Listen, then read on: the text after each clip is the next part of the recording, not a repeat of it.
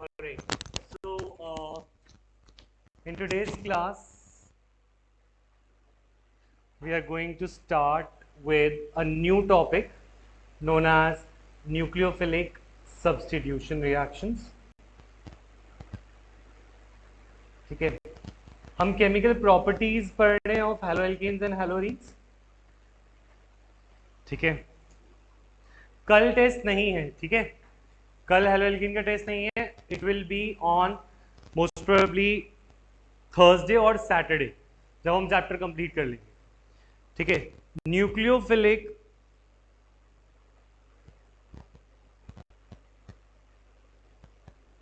Substitution reactions पढ़ने जा रहे हैं आज हम. ठीक है, दीज आर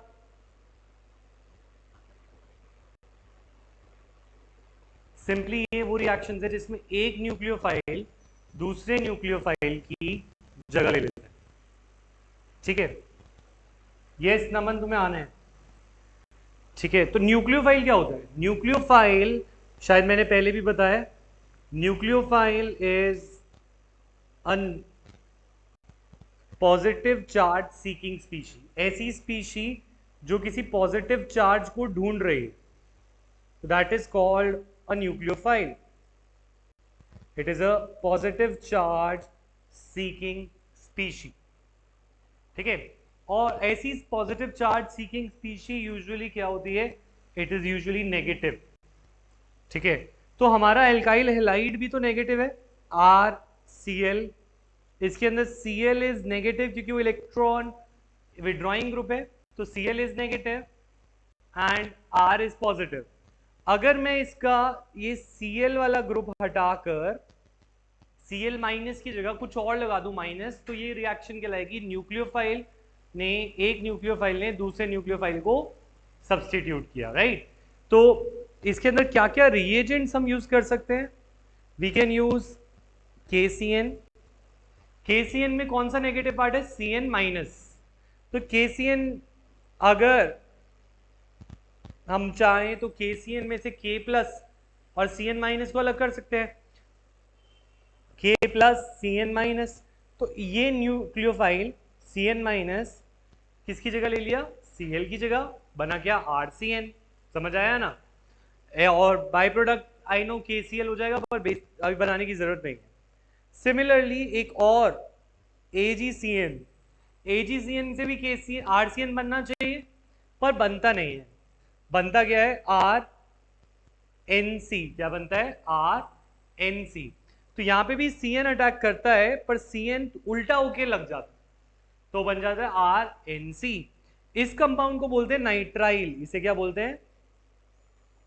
नाइट्राइल. और इसे क्या बोलते हैं? इसे बोलते हैं आइसोनाइट्राइल.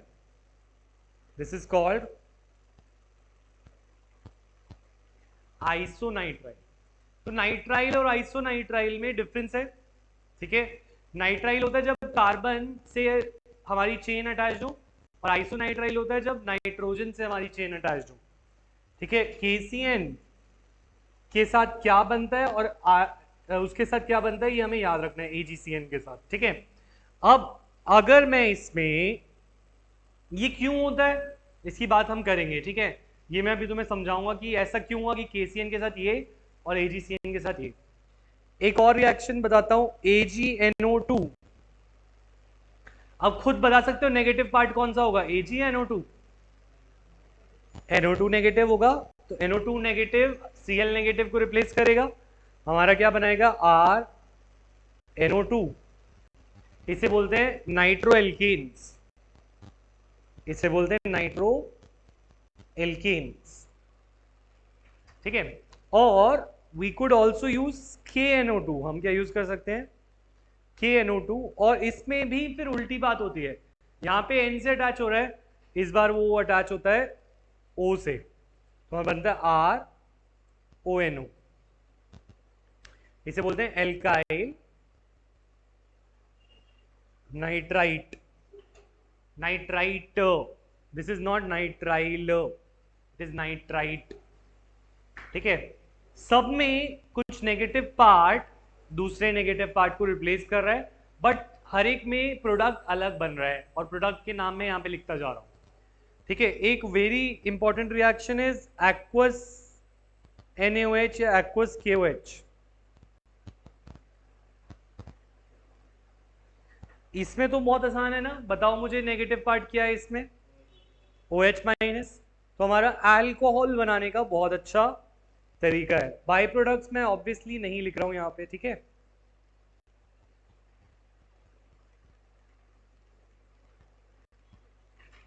अल्कोहल बनाने का ये तरीका है, ठीक है। उसके बाद इन सब में भी OH माइनस, OH माइनस, ठीक है। उसके बाद हम एक और यूज कर सकते हैं, दैट इज LiAlH4 या चलो ठीक है।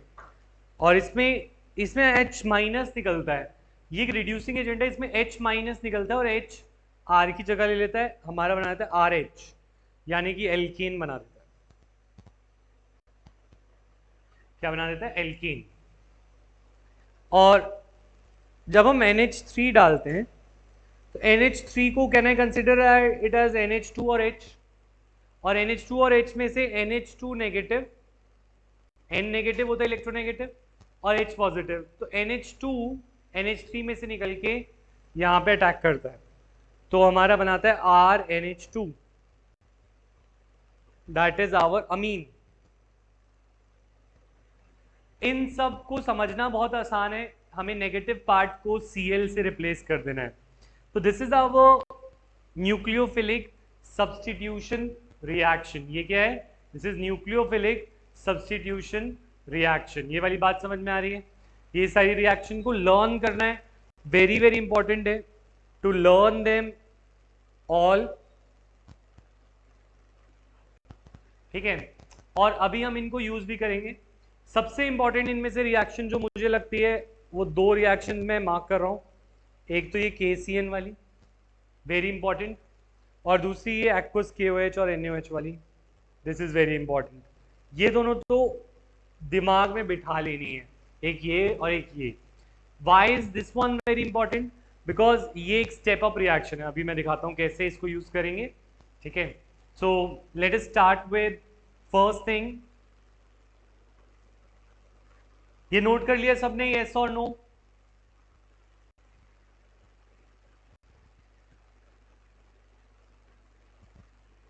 ठीक है। अच्छा, सबसे पहले हम एक रिएक्शन को देखते हैं न्यूक्लियोफिलिक सब्स्टिट्यूशन में। देखो एग्जांपल्स देखते हैं, ठीक है। इफ आई से आई हैव इथाइल क्लोराइड, ठीक है, इथाइल क्लोराइड, और मैंने इसमें डाला KCN, can you complete what will be form? Come on try, इसे करने की कोशिश करो using the reaction that we have just did.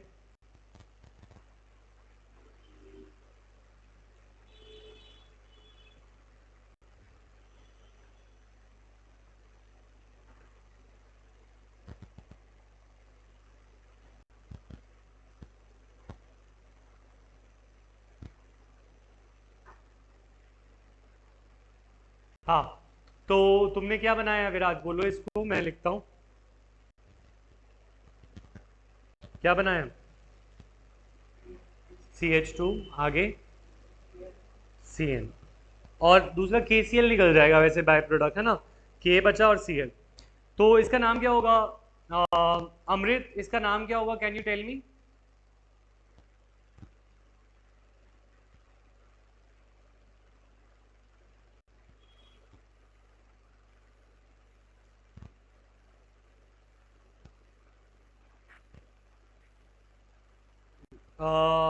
हाँ अश्मित, क्या नाम होगा?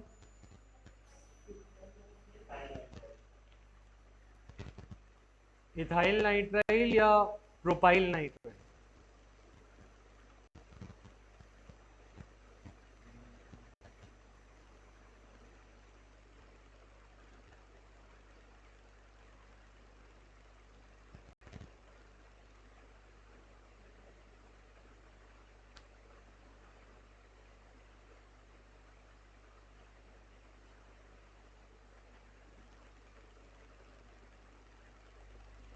ऑलराइट, तो इसका नाम होगा, 3 कार्बन है तो इसका नाम होगा प्रोपेन नाइट्राइल। 1 2 3, तो इसका नाम होगा प्रोपेन नाइट्राइल। ठीक है, अब जो प्रोपेन नाइट्राइल है, तुम यहां पे देखो, तुमने यूज किया था इथाइल क्लोराइड, तुमने क्या यूज किया, 2 कार्बन का, और ये हो गया 3 कार्बन का। तो एच से प्रॉप बनना, isn't this a step up reaction? Step up reaction माने जिसमें कार्बन के नंबर बढ़ जाए। कार्बन नंबर बढ़ गया ना, यहाँ पे 2 से यहाँ पे कार्बन नंबर हो गए 3, तो ऐसी रिएक्शन कहलाती है स्टेप अप रिएक्शन। ठीक है, तो ये वाली बात सबको समझ आई, यस और नो? तो अब एक और रिएक्शन कंप्लीट करके दिखाओ। CH3Br plus dash is equal to CH3OH। क्या डालूं कि इसमें CH3OH बन जाए? Come on, complete this one. Madhav Vats बताओ।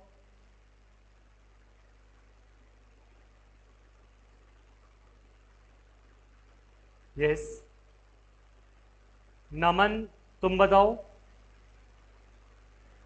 Very good Priya, Tanisha, Yashika, would you like to tell?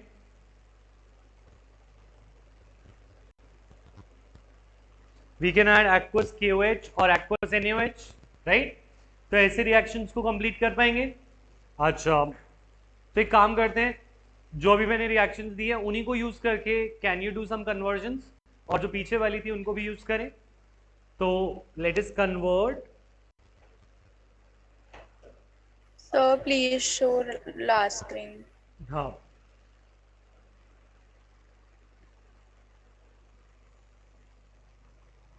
Okay, sir. ठीक है, convert the following. First is bromomethane to ethane nitrile, propane nitrile.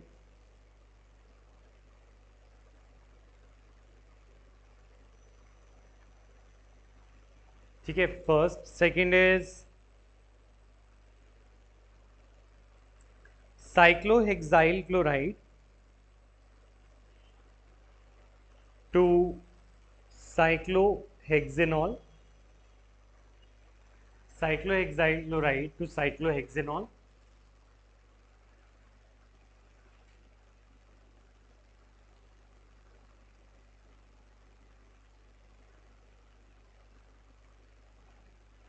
Sir हाँ, सर एक्चुअली मैं थोड़ा सा लेट ज्वाइन करा था, मेरे को बता दीजिए कितने पेजेस छोड़ूं मैं? ये स्क्रीनशॉट ले लो, ये बनाना है बस तुम्हें।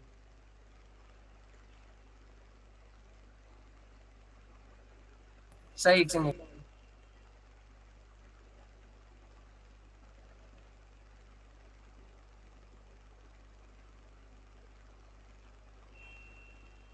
सर ले लिया। ठीक है,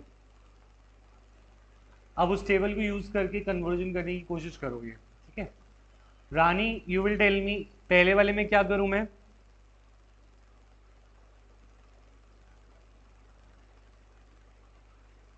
CH3Br को क्या बनाना है मुझे?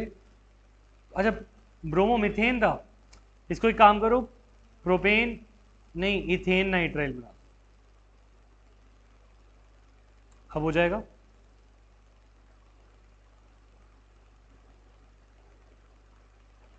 CH3 क्या डालूं? CN बनाने के लिए मुझे क्या ऐड करना है? We have to add KCN। देखो, पहले 1 कार्बन का ब्रोमोमीथेन था, अब 2 कार्बन का इथेन नाइट्राइल। समझ आया रानी? Yashika, is this clear? Yes, sir. Yes, sir. Alright, अब अगर हम बात करें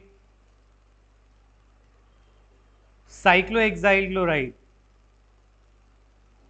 दिस इज साइक्लोहेक्साइल क्लोराइड और इसे बनाना है साइक्लोहेक्सेनॉल। हाँ स्तुति तुम बताओ कैसे बनाए? एक्वस KOH डाल के बन जाएगा साइक्लोहेक्सेनॉल। ये किया माधव? ठीक है विराज, ठीक है। अब और कन्वर्जन देखते हैं, third conversion, can you convert ethane to ethanamine? ये वाली ट्राई करके कोई किसी से सॉल्व हो तो प्लीज चैट पे लिखना। ये लो पीछे,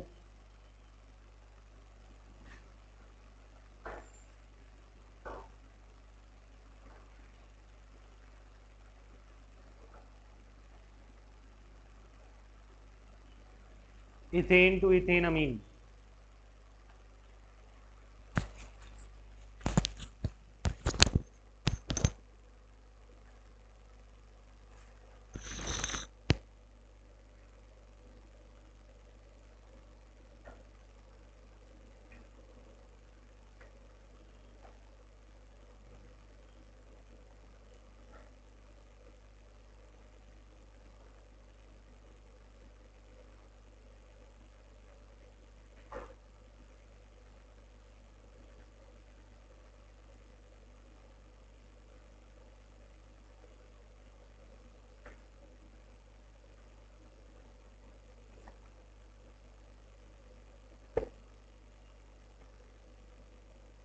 नो प्रिया, यहाँ पे एल्काइल हैलाइड नहीं थी, पहले एल्काइल हैलाइड बनाना पड़ेगा। एल्कीन में डायरेक्ट तो ऐड नहीं होता ना, ClBr कुछ तो चाहिए होगा। देखो अमीन तो बन जाते हैं, हमें पता है इथेन अमीन तो बन सकता है। इथेन अमीन होता है CH3 CH2 NH2, ये तो हमारा बन जाएगा। क्या डाल के बनेगा? NH3 डाल के। किस पे डाल के बनेगा? कोई क्लोराइड तो होना चाहिए लाइक दिस, है ना? पर ये क्लोराइड इथेन से कैसे बनाए? हाँ वेरी गुड माधव, कैसे? Cl2H न्यू, चेन में Cl लगाना है तो ये होगा ना, तो दो स्टेप की कन्वर्जन हुई। ये वाली बात समझ आई सबको? येस और नो? क्लियर है तो प्लीज टाइप क्लियर। ऑलराइट, अच्छा फोर्थ कन्वर्जन करें। Can we try propene to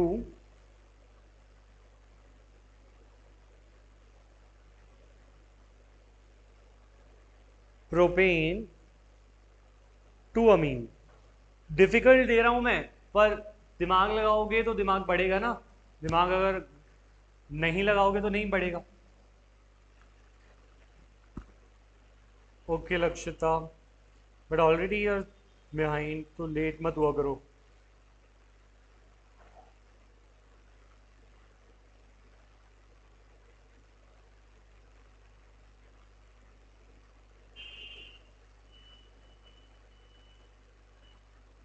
propene से प्रोपेन टू अमाइन, इसी बेसिस पे लगा बना के दिखाएं। कम ऑन ट्राई करें।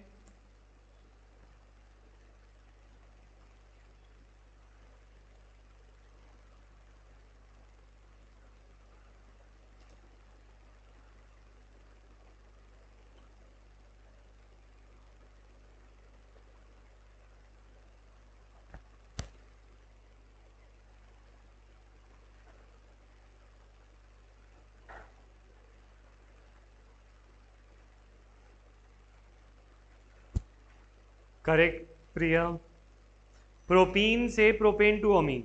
अच्छा प्रोपेन टू अमीन पहले बनाओ। हाँ किसी से हुआ?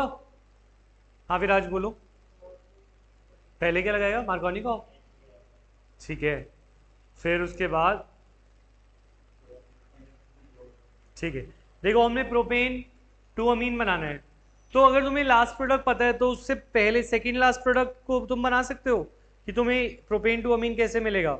वो मिलेगा जब हमारा Cl या Br लगाओ सेकेंड पोजीशन पे, और सेकेंड पोजीशन पे प्रोपीन से कैसे बनेगा, बाय एडिंग HCl, H जाएगा जहाँ ज़्यादा H है, Cl जाएगा कम, और ऐसे ही यहाँ पे NH3 लगाकर तो ये बनेगा प्रोपेन टू अमीन। ठीक है, समझ आया सबको, येस और नो?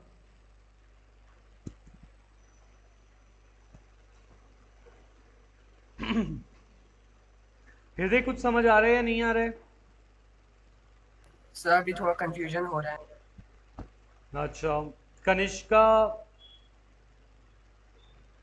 दोनों कनिष्का समझ आ रहा है तुम दोनों को? Yes, sir. Yes. अच्छा ठीक है, कोई बात नहीं, थोड़ी सी प्रैक्टिस और करनी पड़ेगी। अब क्वेश्चन करते हैं। एक question is saying why KCN on reaction with alkyl halides gives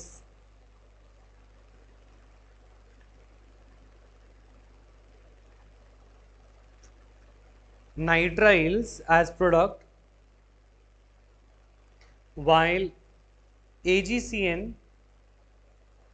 gives isonitrile। वो कह रहे हैं ये दो रिएक्शंस में डिफरेंस क्यों है जो हमने बनाई थी अभी।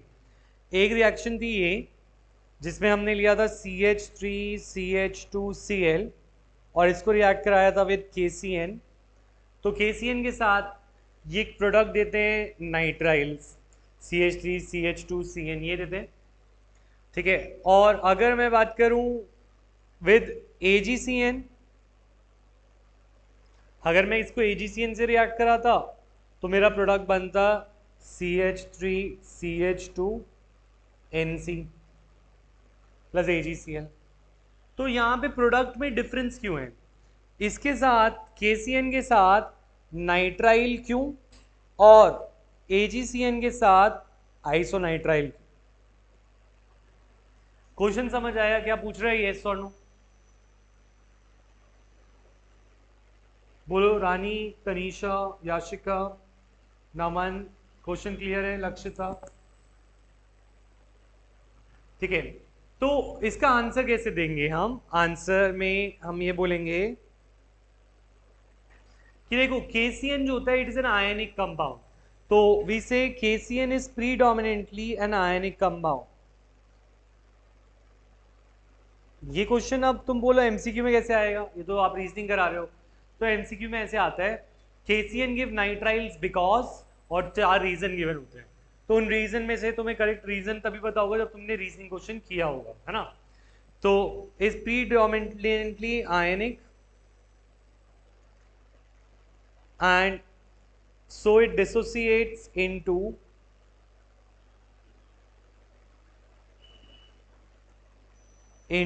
K plus and Cn minus।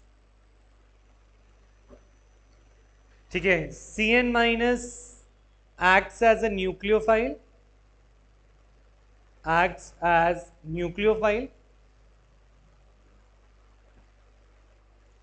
and replaces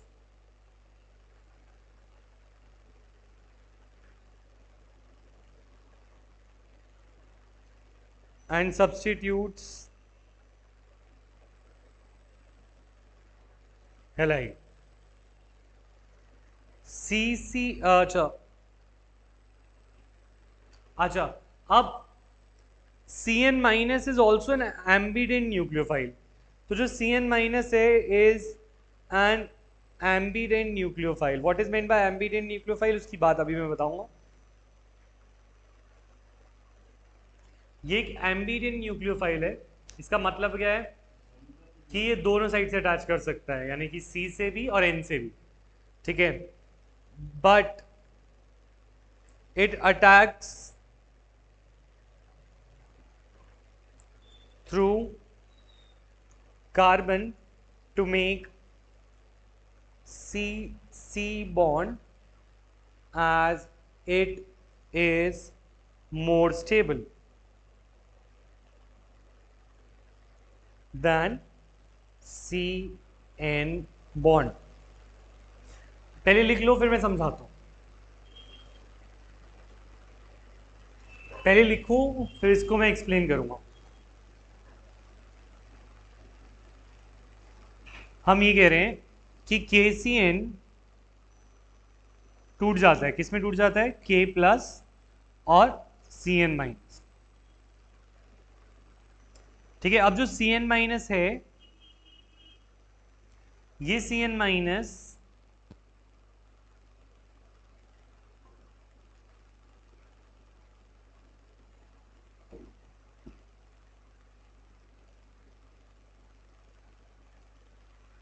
देखो, के सी एन पहले टूटता है के प्लस और सी एन माइनस में, ये सी एन जाके इस कार्बन पे अटैक करता है।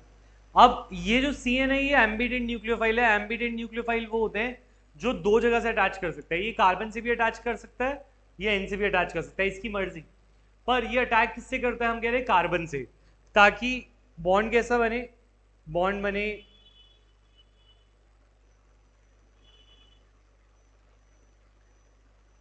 सी सी बॉन्ड बने।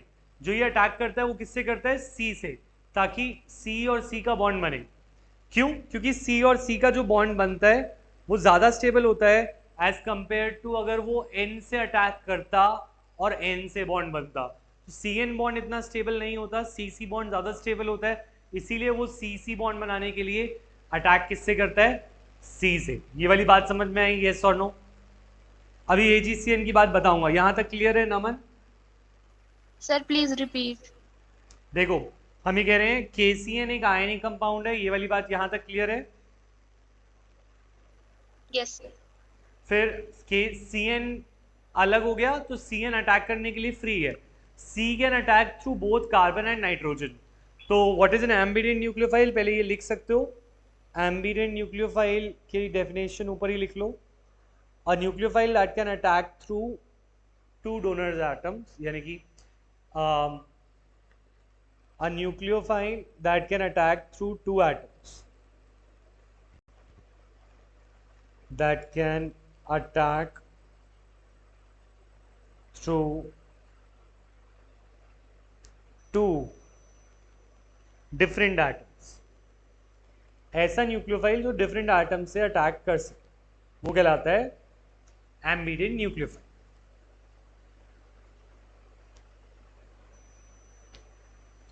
अब ये एम्बिडेंट न्यूक्लियोफाइल CN इस कार्बन पे अटैक करता है। क्यों? क्योंकि ये तो नेगेटिव होता है और ये पॉजिटिव होता है ना? सी ये नेगेटिव वाला पॉजिटिव पे अटैक करेगा याशिका, यस और नो? Yes, sir.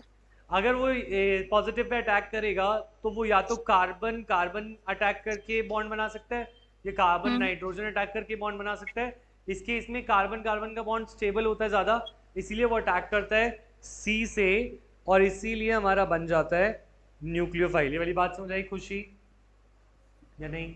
आ गई? ठीक है, और याशिका क्लियर है? Yes, sir. अब AgCN की कहानी सुनते हैं। तो AgCN is covalent in nature. AgCN is covalent in nature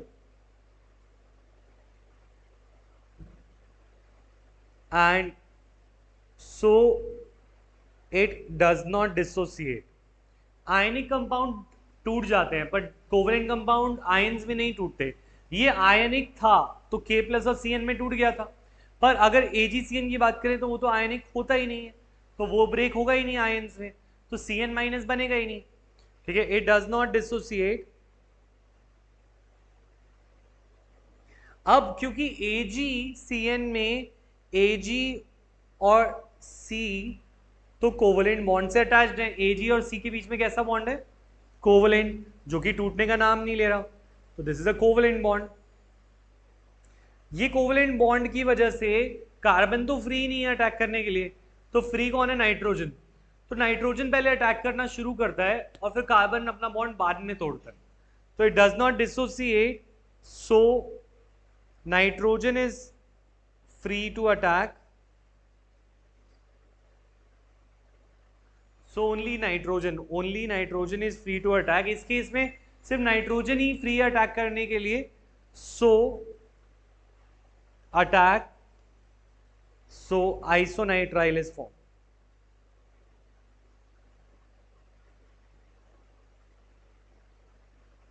अच्छा मुझे बताओ, दोनों क्लियर है या केसीएन पे डाउट है या एजीसीएन पे डाउट है? अगर दोनों क्लियर है राइट बोथ क्लियर, अगर एजीसीएन पे डाउट है तो राइट एजीसीएन।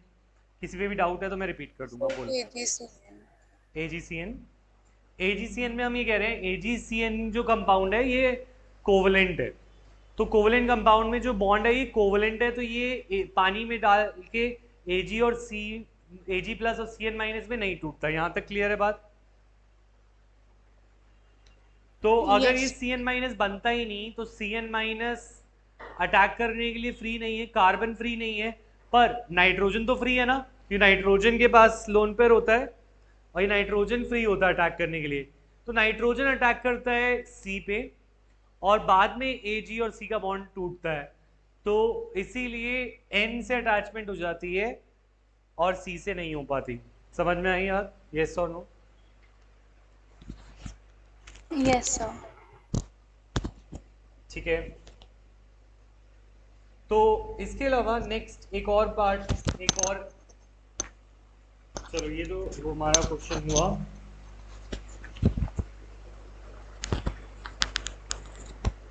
अच्छा अब बात आती है कि न्यूक्लियोफिलिक सब्स्टिट्यूशन में और कोई क्वेश्चन है इसका?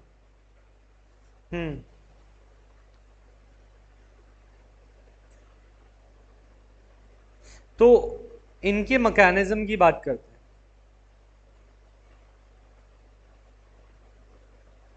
Let us talk about mechanism of nucleophilic substitution reaction.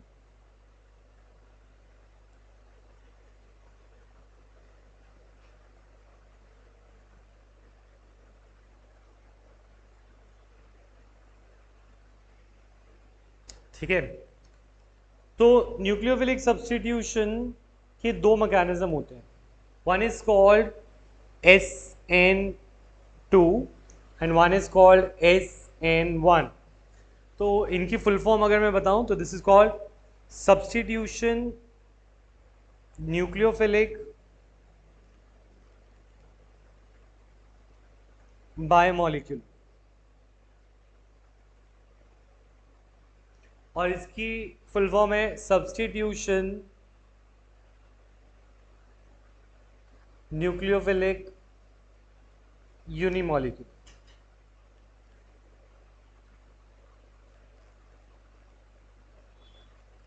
मतलब ये है कि अगर हम न्यूक्लियोफिलिक सब्स्टिट्यूशन यानी कि इन रिएक्शंस की बात कर रहे हैं, ये सारी न्यूक्लियोफिलिक सब्स्टिट्यूशन है, ये सारी रिएक्शंस का एक नहीं दो मैकेनिज्म हो सकते हैं।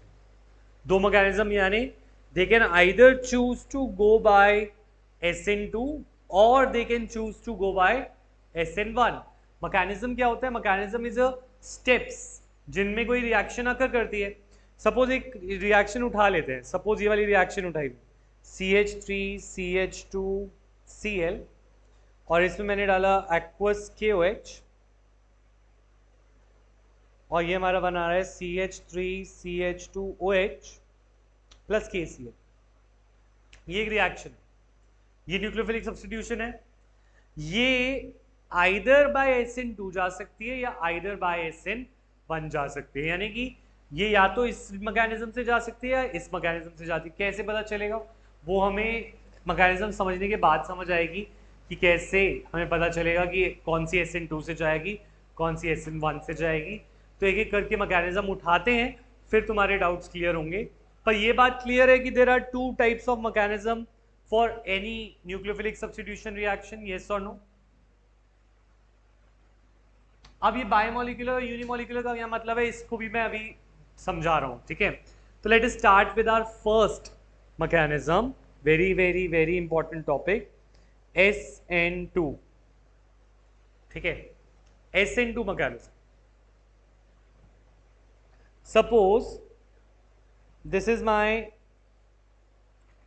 Alkyl halide. ये क्या है? This is alkyl halide. इसके ऊपर न्यूक्लियोफाइल ने अटैक करना है। न्यूक्लियोफाइल है OH माइनस। OH माइनस ने Br माइनस को रिप्लेस करना है, तो न्यूक्लियोफिलिक सब्स्टिट्यूशन हो जाएगी। यहाँ पे चाहे कुछ भी हो, ये वाली बात समझ में आई। तो व्हाट इट डज इज, जब ये न्यूक्लियोफाइल इसके पास आता है तो ये न्यूक्लियोफाइल नेगेटिव है,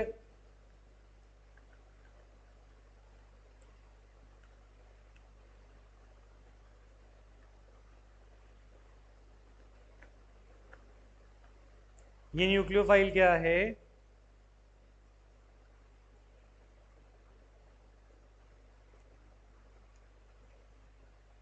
ये न्यूक्लियोफाइल नेगेटिव है, ये न्यूक्लियोफाइल नेगेटिव है और ये Br भी नेगेटिव है। तो ये Br और ये न्यूक्लियोफाइल साथ रहेंगे या रिपेल करेंगे? रिपेल करेंगे। तो ये क्या करता है, एक ट्रिक लगाता है और ये दूसरी साइड से अटैक करता है। किस साइड से?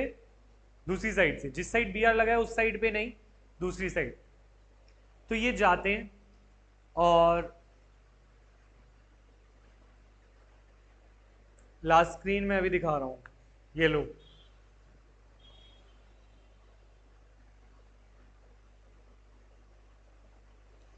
ये दूसरी साइड से अटैक करता है।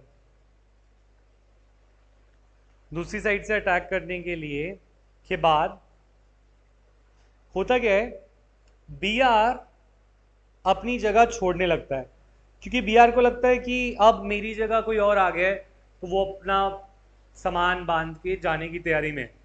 और OH इसी बार इसका फायदा उठा के OH इस कार्बन के साथ दोस्ती बनाने लगता है। तो OH बॉन्ड बनाने लगता है, Br अपना बॉन्ड तोड़ने लगता है। जिस साइड Br था उसकी ऑपोजिट साइड से OH आके, तो इसको हम बोलते हैं ट्रांजिशन स्टेट। इसे क्या बोलते हैं? Transition state. मतलब क्या है, it is in between the two compounds. ऐसा तो नहीं है कार्बन के 5 बॉन्ड तो हो नहीं सकते, तो this is not a stable state, ये स्टेबल नहीं है, this is not at all stable. ये बस एक हमने बता रखा है कि इनके बीच में चेंजेस होते कैसे हैं।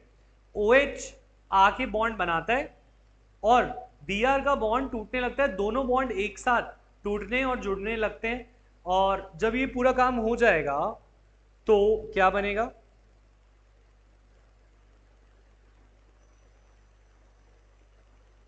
Br की जगह OH आके ले चुका होगा,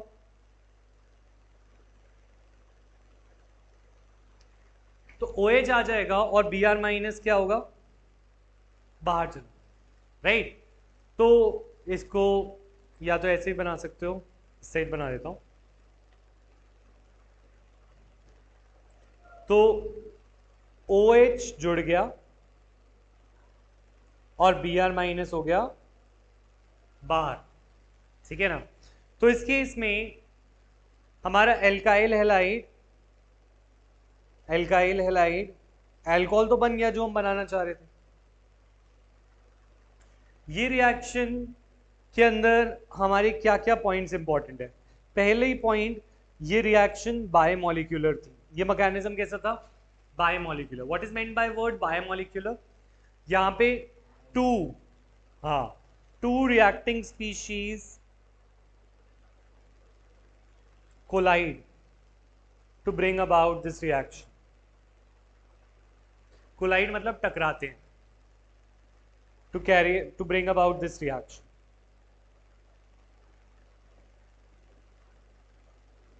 मतलब क्या है, यहां पर एक रिएक्टिंग स्पीशी हो गया अल्काइल हैलाइड और दूसरा हो गया OH।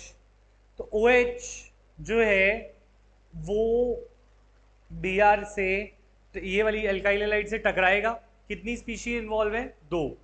तो इसीलिए ये मैकेनिज्म बायोमोलिक्यूलर है। बायोमोलिक्यूलर का मतलब समझ आया, तो type yes.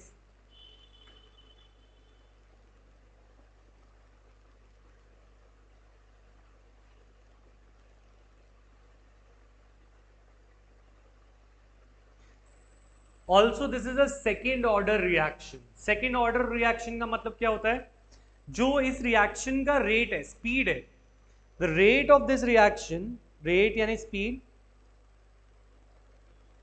rate of this reaction depends on both the reacting species. Rate of this reaction depends on both reactants. मतलब जो स्पीड ऑफ रिएक्शन है वो दोनों पे डिपेंड करेगी, OH पे भी और एल्काइल हैलाइड पे भी, दोनों पे डिपेंड करेगी। तो इसीलिए ऐसी रिएक्शन सेकेंड ऑर्डर रिएक्शन कहलाती है। ठीक है, third point is it is single step reaction. इसमें कितने स्टेप है? Actually this is a single step. क्यों? क्योंकि हमने बोला था ये तो एक्चुअल में कोई प्रोडक्ट है ही नहीं ना, ये तो बीच में एक स्टेट है, पर ये एक्चुअल में कोई स्टेबल कंपाउंड नहीं है, तो ये बीच का कंपाउंड नहीं है। This is a single step reaction. ये वाली बात समझ आई? ऑल्सो यहां पे कोई नो इंटरमीडिएट इज फॉर्म, इसके अंदर कोई भी इंटरमीडिएट नहीं है।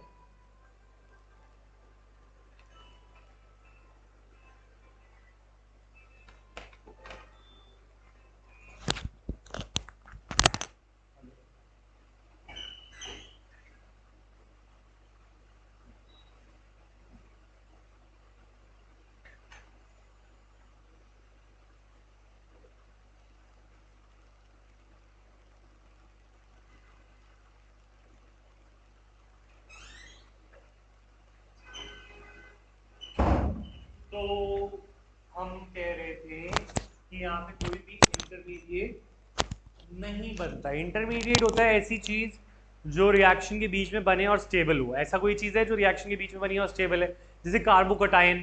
कोई कार्बोकटायन है? कार्बन आयन है? कोई फ्री रेडिकल है? नहीं, कोई ऐसा प्रोडक्ट नहीं बना, तो नो इंटरमीडिएट इज फॉर्म।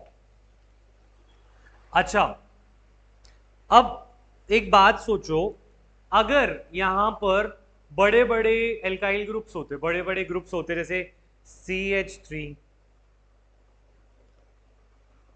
अगर होते, अभी बनाना मत, यहां पे भी होता बड़ा ग्रुप CH3, यहां पे भी होता बड़ा, तो OH को अटैक करने में आसानी होती या मुश्किल? मुश्किल होती ना, क्योंकि उसे अपनी जगह बना के आना पड़ेगा।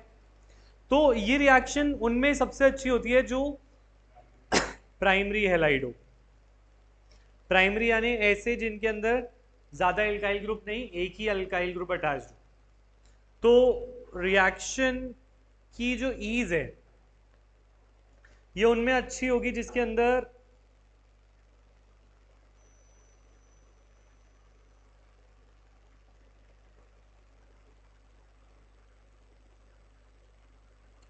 ये रिएक्शन की जो ईज है या रेट है, ईज ऑफ रिएक्शन सबसे अच्छा उसमें होता है जो प्राइमरी एल्काइल हैलाइड हो उसमें, फॉलोड बाय सेकेंडरी, और सबसे बुरा होता है टर्जरी। ये वाली बात शायद ना समझ आई हो, मैं दोबारा समझाता हूँ। अच्छा, मुझे एक बात बताओ, पहले पॉइंट नंबर 1, 2, 3, 4 और 5 कौन से पॉइंट में डाउट है? Please type. Fourth, no intermediate. Intermediate होता है किसी रिएक्शन के बीच में बना हुआ कोई ऐसा प्रोडक्ट जो स्टेबल हो। इस रिएक्शन के बीच में ये स्टेट बनी है पर ये स्टेबल नहीं है, दिस इज नॉट इंटरमीडिएट। तो हम बोल रहे हैं no intermediate is formed in this reaction. और किसी पॉइंट में डाउट है? थर्ड कह रहे हैं ये सिंगल स्टेप है, ये और ये मिलकर एक ही बार में ये बना देते हैं, ये पूरा एक ही स्टेप है।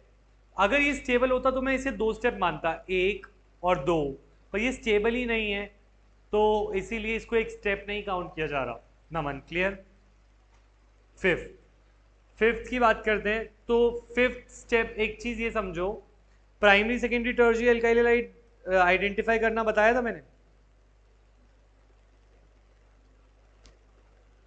देखो, अगर हम देखें यहाँ पे एक अल्फा और एक बीटा, एक बीटा हो तो प्राइमरी, ठीक है। अगर हमारे पास 2 बीटा हो किसी कंपाउंड में, जैसे लाइक दिस, तो this is a secondary alkyl halide, जिसके 2 बीटा होते हैं वो सेकेंडरी, ये अल्फा, ये बीटा और ये भी बीटा,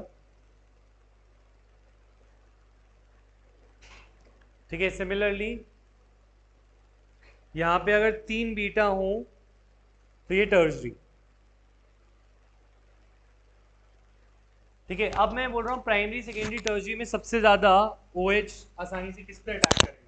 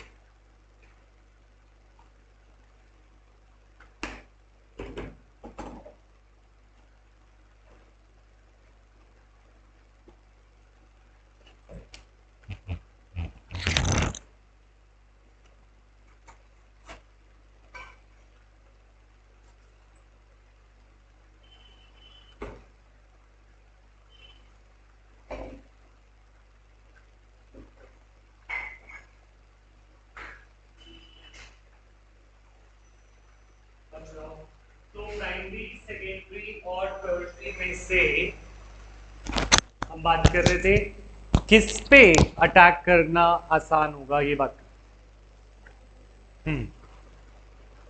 तो ये है alpha beta beta beta, this is tertiary alkyl, 3 degree है ना। अब OH माइनस ने अटैक करना था और हमने पढ़ा था कि जो OH माइनस होता है वो एल्काइल हैलाइड की दूसरी साइड से आता है। एक बार यहाँ पे आ सकता है, फिर इस पे भी आ सकता है, पर यहाँ पर अब 2 ग्रुप्स हो गए जो उसे अटैक करने में मुश्किल कर रहे हैं, और यहाँ पे आएगा तो 3 ग्रुप हैं जो उसको अटैक करने में मुश्किल कर रहे हैं। तो जब भी ऐसा होता है कोई चीज़ किसी चीज़ को रोकती है, मैं तुम्हारे दरवाजे पे खड़ा हो जाऊँ और मैं बोलूँ तुम अंदर नहीं जा सकते, तो मैं तुम्हें हिंडर कर रहा हूँ और मैं तुम्हारी स्पेस को हिंडर कर रहा हूँ, इसको बोलते हैं स्टेरिक हिंड्रेंस। इसे क्या बोलते हैं? Steric hindrance. Steric hindrance is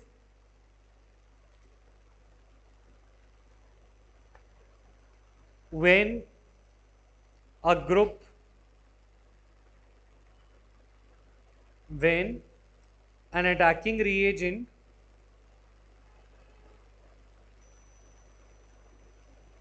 is hindered, hindered मतलब उसे रिपल्शन फील होती है, ऐसे बोल लो, या उसकी स्पेस में कोई और बैठा हुआ है तो उसके दरवाजे पे कोई और खड़ा हुआ है जहां से उसे आना है, is hindered by a bulky group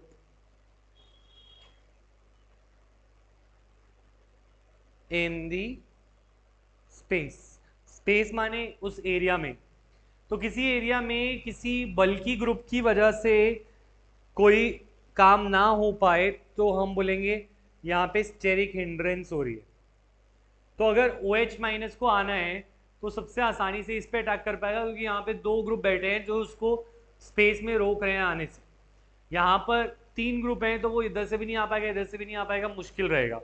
तो अगर हम बात करें SN2 का ईज, SN2 आसानी से किस में होती है? सबसे ज्यादा होगा प्राइमरी में, फॉलोड बाय सेकेंडरी, और सबसे कम होता है टर्शियरी में।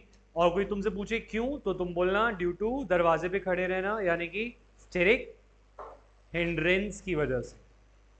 तो ये समझ आया अमृत अब? यस और no? Is this clear to everyone now?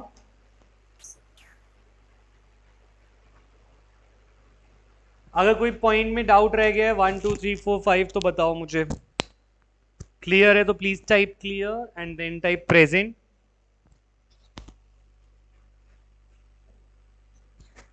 Sir, हाँ बोलो। सर आप कल ऑफलाइन क्लास ले रहे हो? हाँ, जो बच्चे सर आना सर अगर कोई प्रॉब्लम नहीं होगी तो सर आप साइमल्टेनियस